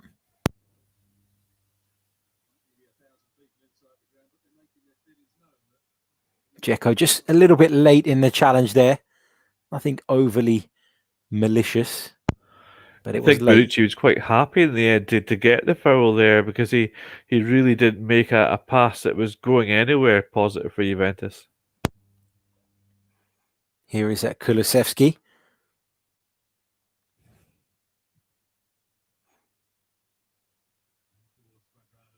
Won by Davide Santon in the air. Here's Pedro. Into Dzeko. Space opens up on the left-hand side. Spinazzola coming forward for the hosts. Spinazzola plays it across the penalty area. Dzeko in space. Edin Dzeko's hit the foot of the post. A glorious opportunity goes begging for Roma. What a chance that was for Roma. If there's one player in the Roma side that you want that chance to fall to the penalty area, it's Edin Dzeko. The ball, but Spinazzola did well. I think he was lucky that his cross found Dzeko. Held off one challenge, stepped back inside Chiellini on his left foot, and there's no excuse there that there's nothing in front of you other than the goalkeeper, and he strikes the outside of the post. Unbelievable opportunity for Roma to really put Juventus in trouble here. Spurned by Edin Dzeko, and as you said, he is the one man you would have wanted that to drop to as well.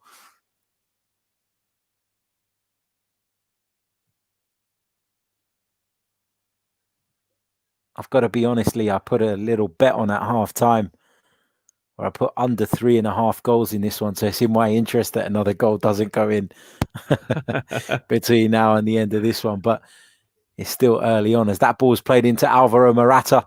Good defending. The ball drops to Ronaldo.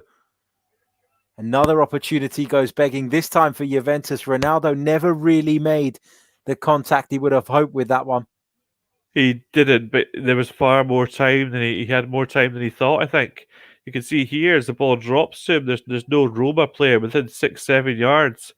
But this time you see Morata able to make that run beyond the defensive line that we talked about.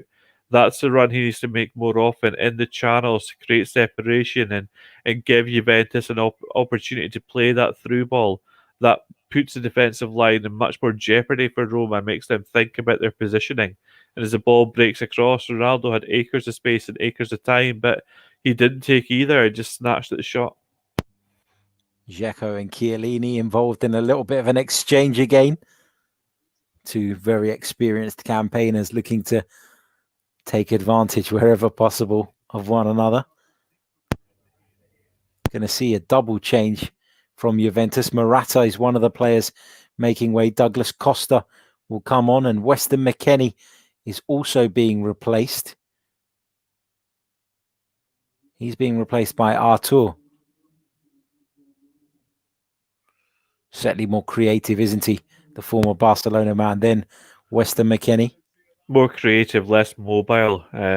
Again, we'll see if this affects the double pivot or if Pirlo is intent on keeping them close to one another. But you would think that this would see Rabiot being the more advanced midfielder now and Artur sitting a little bit more. Interested to see exactly where Douglas Costa goes to play. Somebody who you would think that they could play him out on this left-hand side, and he would give you that threat to go outside, but I'm not sure that's going to be the case looking at it. Looks as though he's gone over to the right-hand side for now. Yeah, and that would free up Kulusevski a little bit more. Here is Douglas Costa on that left foot of his. Looking to switch the plays. Pass is blocked. Roma will bring the ball forward. Here's Pedro. Lovely little bit of skill to escape Artur. Plays it into Edin Dzeko. Gets it back. Now to the left-hand side where Henrik Mkhitaryan will pick up possession for Roma. Plays the ball inside to Pellegrini. Ball out to this right-hand side for Davide Santon. Roma can just keep possession here, take a little bit of a breather. Fast approaching the hour mark here at the Stadio Olimpico. It's Roma 2, Juventus 1.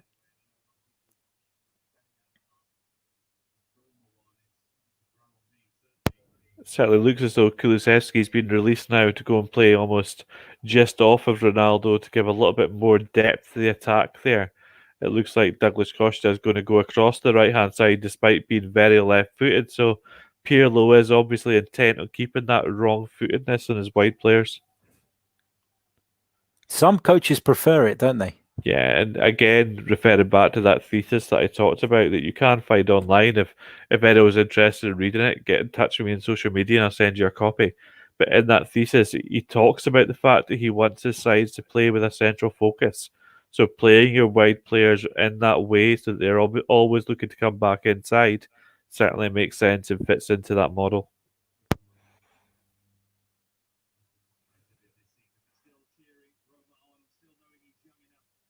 Zaniolo there in the pictures. You mentioned earlier on somebody who's been extremely unfortunate with injuries, and his bad luck has struck again.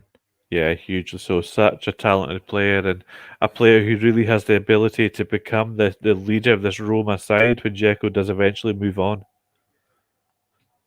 Dzeko does well there to win a free kick for his side. Again, it's he and Chiellini doing battle.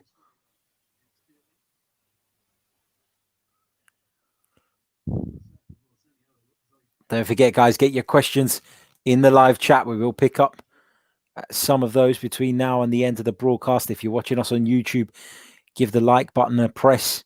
Hit subscribe if you're new to the channel. If you're joining us via Facebook, give us a like, share the broadcast. And if you're on Twitter, the same goes.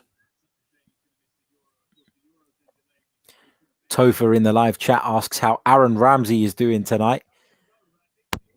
He's been very hard working, hasn't he? He's been involved wherever possible, but in terms of his outputs, it's not quite been his best night, I would say. No, he's been at least a midfield player who's been looking to make up that gap. Juve are down to 10.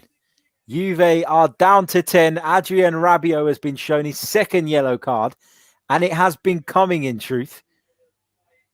He's just lost control of this ball. He's put it too far ahead of him. Mkhitaryan just nicks in there. He was the sharper of the two players, and Rabiot's taken him out, and he's been shown a second yellow. And Juventus' task, well, it just got that little bit harder, didn't it? Absolutely. You just felt like Rabiot was on the edge. That's not the first time he's miscontrolled the ball today and then been dangerous in trying to win it back. He throws himself at the ball, if you like, and being so big and so physical, if he makes contact, it always tends to lead to a foul. But now we're going to see Aaron Ramsey have to play a slightly deeper role in reference to the person that just asked the question. He has been more advanced. He has been looking to connect with the forwards, but with Rabiot off now, you're really going to see Aaron Ramsey look to sit in more and become more of a progressor in the central rather than somebody who's going to look to break up towards Cristiano Ronaldo. Roma's hopes of holding on to all 3 points been handed a huge boost by Adrien Rabiot. You're right to say he was on the edge. It wasn't the first time he made a challenge on a yellow card that was somewhat questionable. This time he's been punished, and Juve are down to 10. Roma coming forward.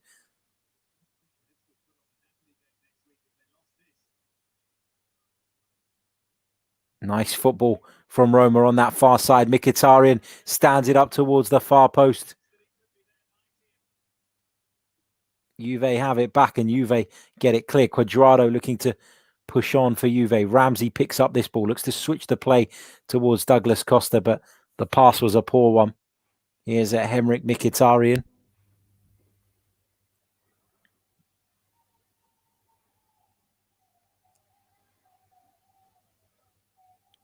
Here's Mirante in the Roma goal, understandably not in a hurry.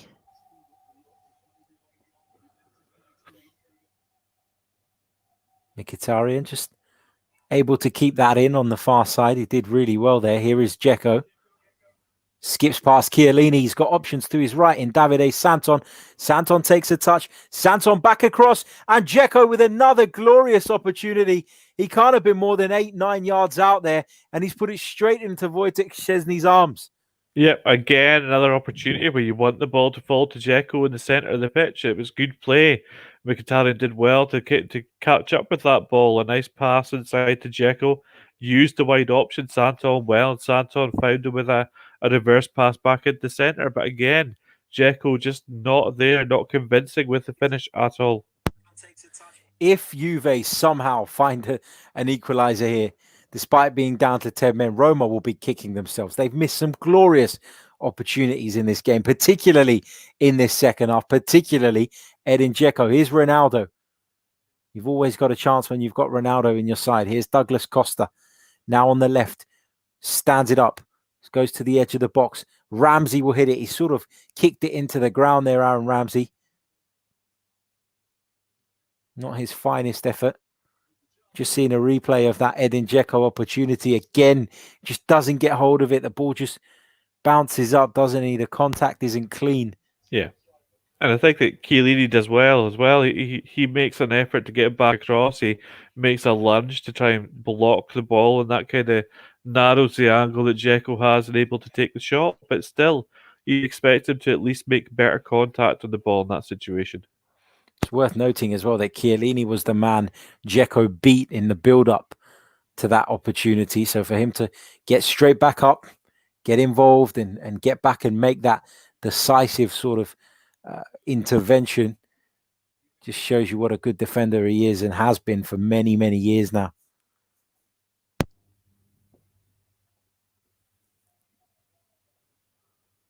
Roma just happy to play the ball around at the back here.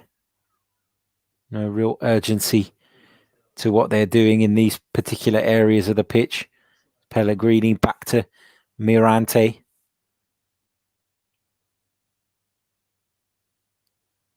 Here's Dzeko. Looking for Santon, just struggled to keep that on. He did, but unfortunately he wasn't able to find another Roma shirt. Here's Juan Cuadrado. Roma are preparing a change.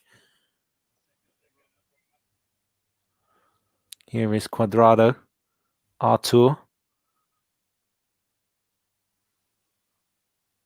Finds Danilo. Back to Artur. Looked for Kulusevski. Juve have it back though. Ronaldo. Angle against him. Turns back. Edge of the box to Artur. He's forced back as well. Roma defending really well at the moment, keeping a good, strong shape. And as we've already seen in this game, they're capable of springing a counter attack or two as well.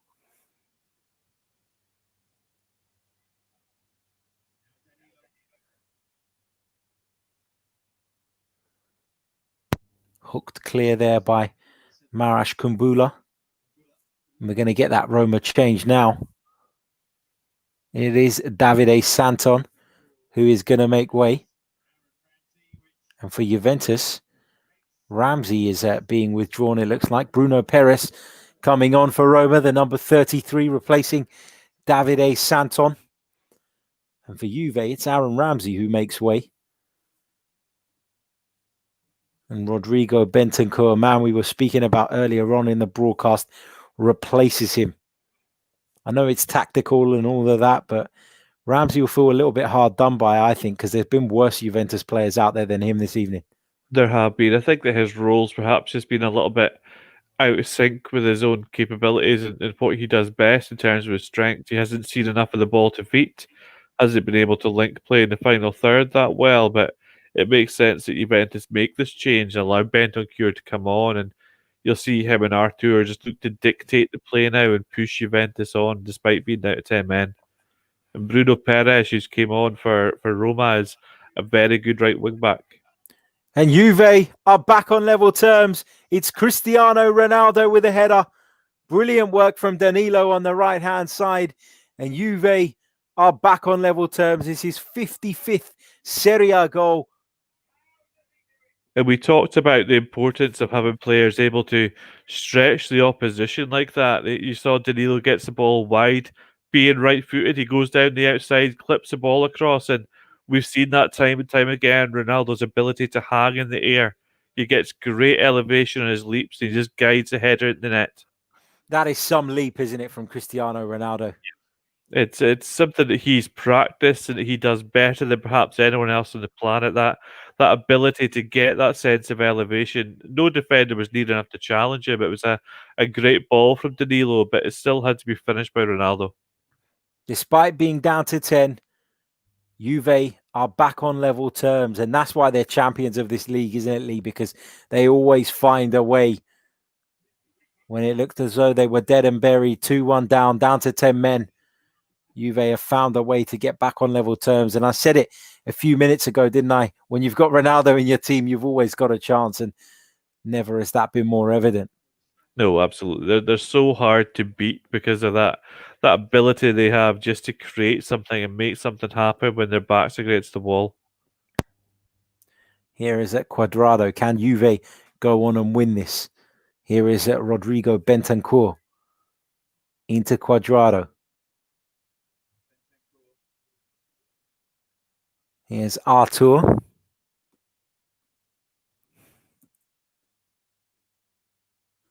Douglas Costa for the 1-2 with Ronaldo. Didn't quite work out though. Roma forced into kicking the ball in a hopeful clearance. They've won a throw-in the end, actually. That was better for Juventus in terms of their counter press. The way that they cut Roma off when they lost the ball initially. 3 players went in and pressed the ball, and yes, Roma still have a throw in their own half, but that just prevents the quick transition counter attack from Roma, which Juventus will be very happy to continue to do.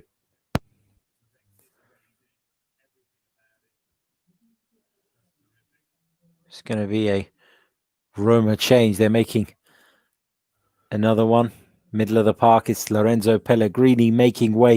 It's going to be replaced by Amadou Diawara. He's another player who's been heavily linked with a move to the Premier League throughout this transfer window. Yeah, fantastic player. One of my favourites in Serie A. Spent a lot of time at Napoli under Maurizio Sarri and has been at Roma now for a little while. He is actually the reason that Roma's draw against Verona last week was turned into a 3-0 defeat. Because of an admin error, they registered Diawara under the wrong age group, and he ended up leading to them fielding an eligible player and losing the game 3-0 when the officials changed it. Wow. Suppose it's not the player's fault.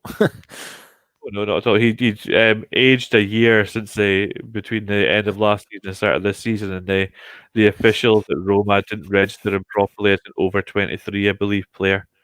But somebody who could do everything in the middle of the park. He's a passer, he's a creator, he's a destructive player. He can do almost anything.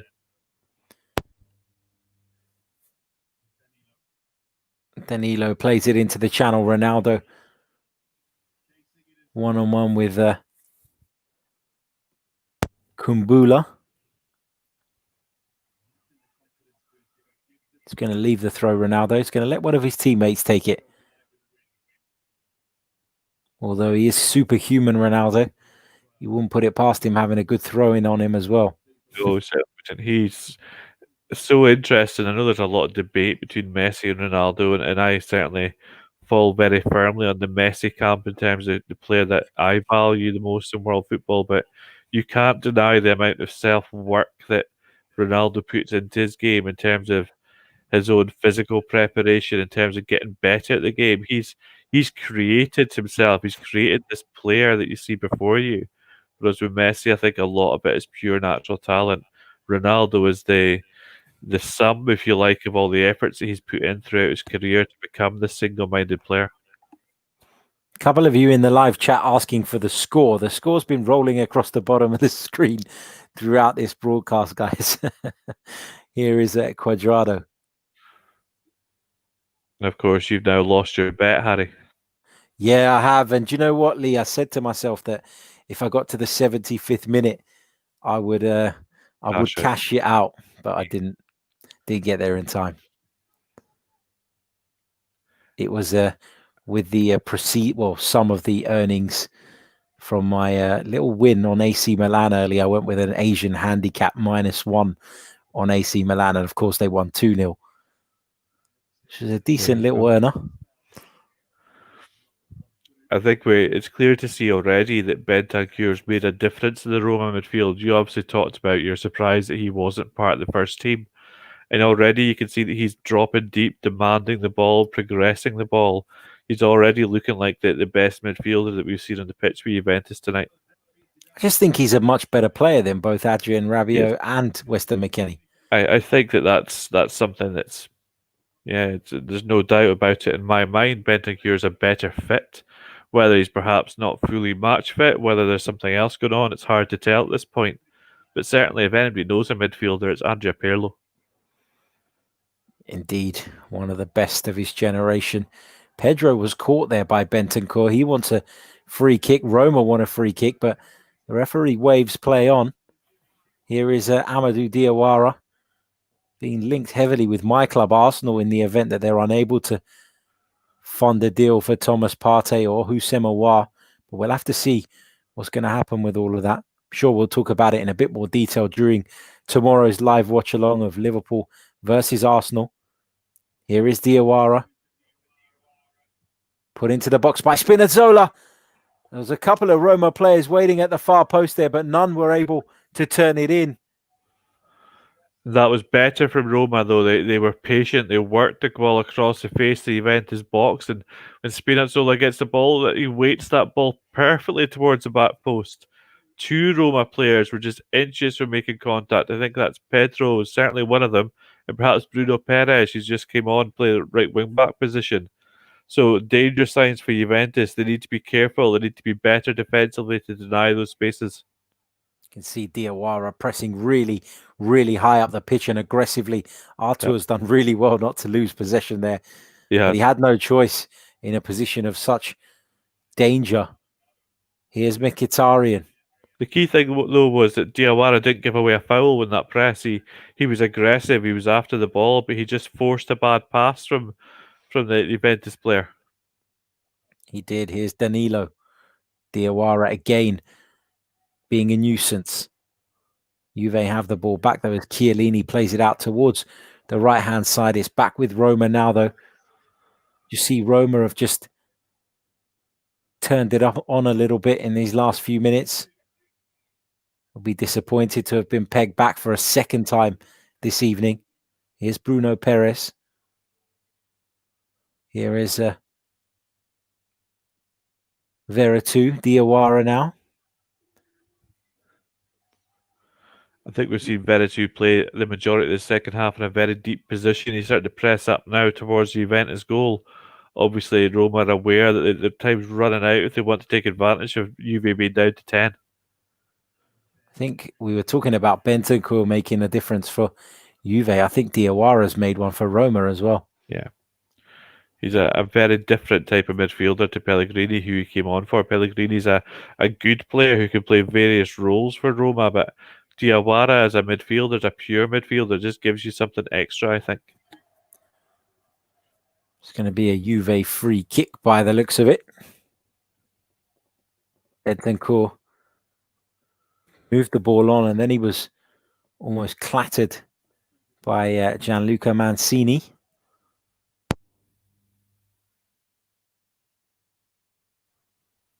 As you can see, fans in the stadium. Not many, but there are some. That's a step in the right direction, at least. Yeah, definitely. I think we all feel that way now, looking around European football. Some leagues are further ahead than others in terms of allowing spectators back at the stadiums. And as long as it's all done safely and adherence with restrictions and guidelines, I don't see the harm myself. When you think that pubs are open, for example, restaurants are open, and you're talking about keeping people in an indoor confined space, you know, no matter how much you try and social distance, if you're all in the same room as such, it's not ideal. But to then say that a football stadium where, you know, you could have a limited capacity all spread out in an outdoor venue, it just doesn't make sense why that is not allowed for me. I don't know. Yeah. That's a debate. And wearing masks as well. I know that my old club Aberdeen had a test event and 500 fans, and you had to wear a mask. Entry times were staggered, exit times were staggered. So obviously there are ways that clubs can do it to make sure that everybody's as safe as possible. But you're right, it's an outdoor space. It is an outdoor space, isn't it? And we're talking about, you know, people, you know, you can go sit in a pub, for example, and yeah, you won't sit on the same table, but you're all breathing the same air, you're all in the same room, and you're not, of course, required to wear a mask somewhere where you're eating or drinking. So it just doesn't make sense to me how that is safe and limited crowds going to football games isn't. But there you go. Here come Roma. Here's Diawara looking to take advantage of their man advantage here. Here is Pedro in behind. Stands it up towards the middle of the 6-yard box there. Mkhitaryan was lurking, but Chiellini was on hand to clear it. Just seeing that again. Pedro left-footed, delivered into the box. Chiellini heads it up and away. That was extremely good defending. Chiellini showing all of his experience to be in the right zone to cut out this cross as it came across the box. Veretout is going to take this corner for Roma. 80 minutes on the clock. It's delivered by Veretout. Headed clear. But Diawara will pick up the loose ball. He turns and will start to carry it forward once more for Roma. Out to Dzeko. He puts it into the penalty area. Bit of a wrestling match going on there between Mancini. I think it was Juan Cuadrado. Free kick went Juventus' way. We're back in play now. Here's Szczesny. Poor pass from Szczesny there. Here's Pedro. Roma on the edge of Juventus' penalty area. Here is Diawara. Pedro still looks so lively, doesn't he? Even at his age, even at such a late stage in the game. Always busy, always trying to make something happen, isn't he? His ability to move in and out of pockets and space is obviously something that was honed at Barcelona, and he showed it time and time again for Chelsea as well. Very, very good at receiving the ball in the final third, and he always seems to have time, never looks hurried. Ball into the box from Veretout. Dzeko looking to get across his man. He couldn't in the end. It's hooked clear. But Juve very much pinned back in their own half at the moment. It's Roma who are currently playing all the football. Here is Pedro.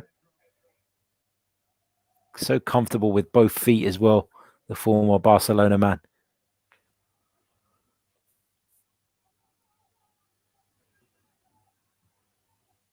Here is Bruno Perez. Gets it back again on the right-hand side.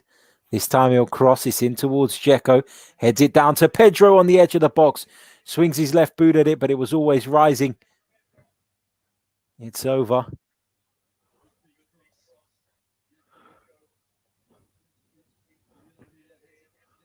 Dzeko does really, really well, doesn't he, to just guide it into Pedro's path. Roma won a handball because it looked as though it did come off Danilo's arm. It did indeed. I think that's just the chaos that Edin Dzeko provides, though. He attracts defenders to him because he's so dangerous in the air in those positions. I don't think there's anything in it. If anything, it's a handball from Dzeko as the ball comes off of him and then hits his arm. But that's the kind of position that Pedro finds himself in time and time again, and he's made a career out of finishing from there, so he'll be disappointed to have hit that one so wide and so over, but obviously it took a deflection. I think the VAR may have had something to say about that had the goal stood or had the goal gone in. Here is Dzeko again after the corner was unable to pick out anyone in the danger zone. It ran all the way through. Dzeko was on hand to pick up the loose ball. And now Juventus have a chance to counter-attack, but the pass was just cut out by Pedro there. I think it was Juan Cuadrado who was looking to pick out his teammate. Here is Edin Dzeko driving in towards the Juve penalty area from a wide position, cuts it back across the goal. It's low and it's not troubling anyone. Wojciech Szczesny gathers it.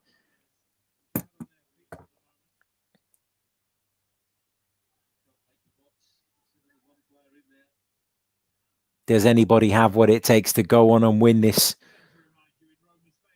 Are the points going to be shared here at the Stadio Olimpico between Roma and Juventus? Fonseca versus Pirlo. Pedro working back to try and dispossess Artur. He's given away a free kick. The referee won't let them take it quickly because another substitution is imminent.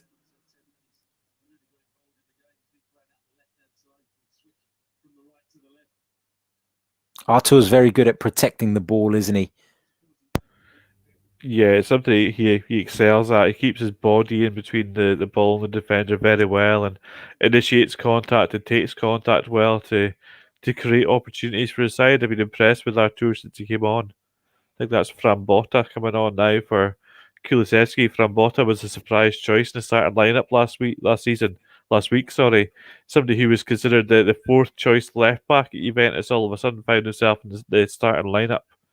Good to see young Italian players getting a chance at the club, though. Indeed. There he is with the throw-in straight away. Cuadrado looks for Douglas Costa, but it's a poor pass.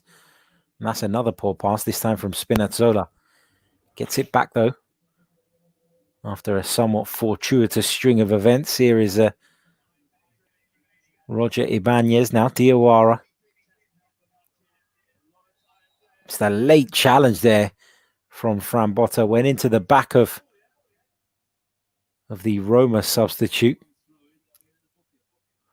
That was a very, very quick booking from Frambotta. I think, a little bit too eager to get on the ball there. Bruno Perez maybe made a lot of that and jumping up and taking the contact the way he did, but still, Frambotta needs to be better with those challenges. He does indeed. That might be a record. Has anyone come on and picked up a yellow card so quickly? I'm fairly sure somebody's been sent off in under a minute or 2 minutes before. I can't remember who for the life of me, though. We should note as well that Alexandro is currently injured for Juventus. He would normally be playing that left wing back role. He is left-footed and would offer width on this side, so something to bear in mind. And Cuadrado's been playing that role for so long in this match. Here you go. It's amazing what you can find on Google. Chippenham striker David Pratt was sent off just 3 seconds into a game against Bashley. There you go. The name says it all. Yes. I'm sure the manager was delighted with that tactical change. For sure. Here is Spinazzola.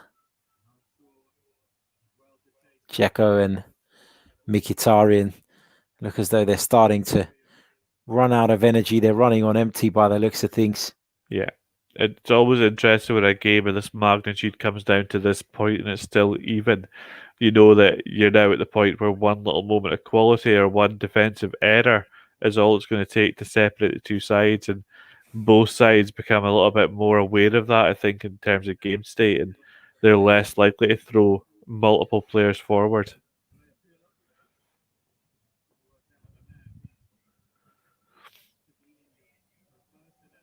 Here comes Danilo. Finds Ronaldo. That was the wrong pass. Cuadrado's making a great run there. Ronaldo's I think that's running part of the problem with Juventus. So often they automatically look for Ronaldo when there's a better option elsewhere. Cuadrado was making a great angled run in a central position, and the through ball was on, but instead the ball was just dumped off to Ronaldo. Juve have a corner. They've had 5 each this evening.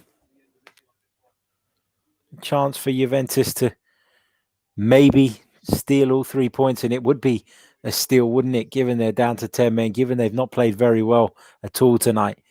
Yeah, absolutely. I think that this would be another sign that Juventus are going to be difficult to stop this season if they can get the 3 points here. Douglas Costa's corner was just flicked on at that near post. It's run all the way through to the far side, to the touchline, or the near side as you're looking on your TV pictures. Here's Chiellini. His attempted cross or pass to Cristiano Ronaldo, who was lurking on that far side, was blocked. The ball's gone out for a Juve throw-in, though. On their left-hand side, Frambotta takes it. Here's Chiellini now.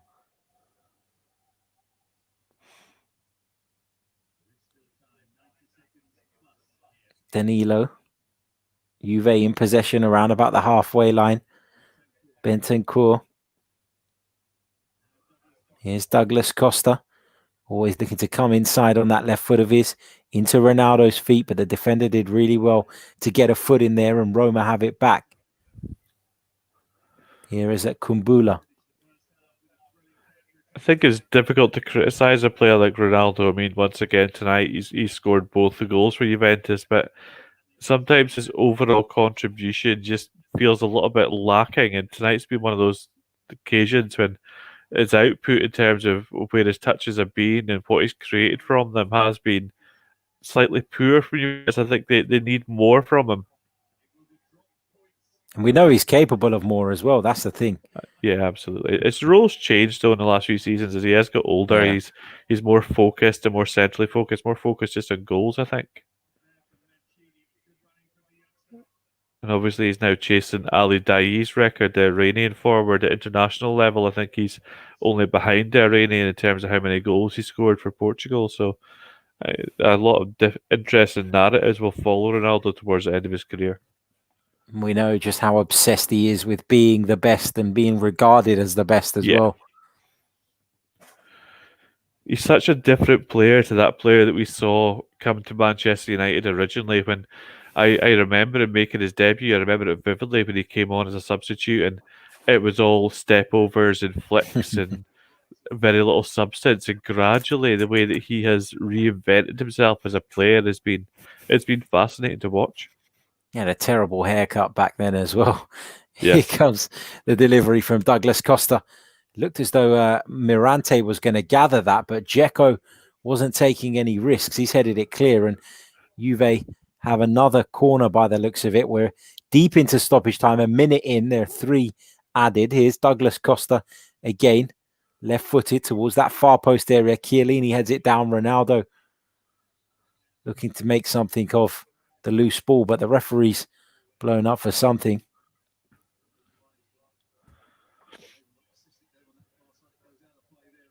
The ball really went out. Technique there from Douglas Costa. The way that he took that, he almost put a lot more elevation on it than you're used to, but when the ball went to the back post. Managed to put the ball out of play in the process as well. It's quite a skill. Here is Cuadrado now. Roma working hard to get bodies back behind the ball. Diawara with a bit of a wild swing at Cuadrado there.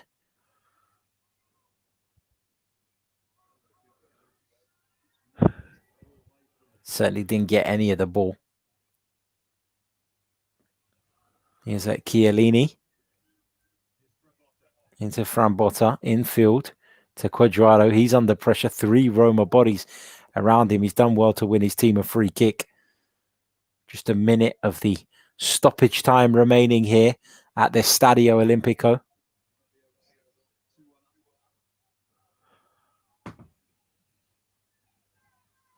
Here's Ronaldo. Holds off the challenge of Mancini. Referee's blown up and pulled play back. Not sure for what, but he's obviously seen something in the build-up to that run from Ronaldo. It was this.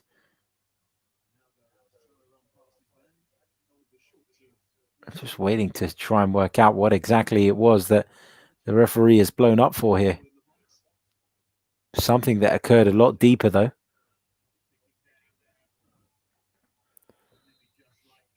This may well be the last action of this game. Juan Cuadrado will put the ball into the penalty area. Chiellini with a spectacular effort.